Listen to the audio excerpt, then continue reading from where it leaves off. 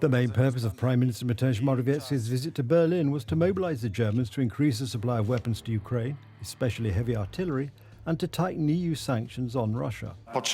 We will certainly pay attention to the situation in Ukraine, and here, on the one hand, military aid is needed, on the other hand, humanitarian aid, but also financial aid. We would like Germany and the European Union to participate in this aid to a greater extent. This is what we are dealing with today. Meanwhile, at the US military base in Ramstein, the defence ministers of 40 countries, including Poland, met to talk about the war in Ukraine. The meeting was opened by US Secretary of Defense Lloyd Austin. Ukraine needs our help to win today, and they will still need our help when the war is over. As President Biden says, our security assistance has gone directly to the front lines of freedom and to the fearless and skilled Ukrainian fighters who are standing in the breach. My Ukrainian friends, we know the burden that you all carry. And we know, and you should know, that all of us have your back. And that's why we're here today, to strengthen the arsenal of Ukrainian democracy. Under the pressure of international public opinion, as well as strong internal criticism, the German government decided officially to hand over the Gepard anti-aircraft system to Ukraine. This is the first time that heavy equipment has been delivered by Germany to the Ukrainians during the continuing war. Yesterday, we decided to support Ukraine with anti-aircraft system Gepard, which are exactly what Ukraine needs now to secure its airspace from the ground. This has been confirmed again today. In today's conference, we will look at all the possibilities for further supporting Ukraine in its heroic and important fight for freedom and peace.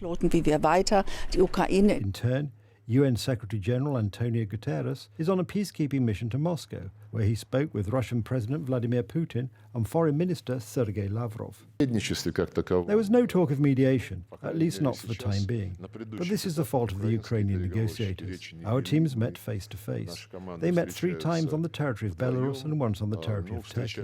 These are negotiation platforms. We are grateful for their hospitality and for the organising of these talks. However, and the talk of success or progress in these talks is premature. About the repeated reports of violations of international humanitarian and human rights law and possible war crimes, and they require independent investigation for effective accountability. The United Nations is ready to fully mobilize its human and logistical resources to help save lives in Mariupol.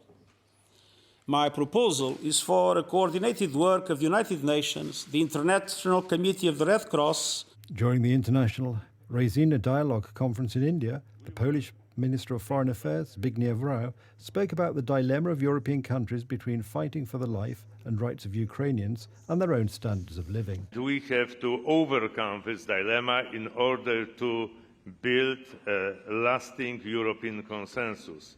And the challenge is of this kind, that this is the time to reach this consensus and to share it with all members of the transatlantic community. Poland has introduced sanctions against 50 Russian oligarchs, managers and Polish companies associated with them. Their Polish assets have been frozen, along with a ban on doing business in the territory of the Republic of Poland, including a ban on entry. These restrictions apply from today. As a rule, the purpose of economic sanctions is to hit the Russian economy so that Russia cannot wage war in Ukraine and to limit Russia's possibilities in this regard. The Polish sanctions list is a supplement to the European Union sanctions list. It applies to Russian oligarchs and entities that run real business in our country. Odnosi się ona do oligarchów I podmiotów rosyjskich. The day after tomorrow, UN Secretary-General Antonio Guterres will travel to Kyiv for talks with the President of Ukraine, Volodymyr Zelensky, and the head of the Ministry of Foreign Affairs, Dmitry Kuleba.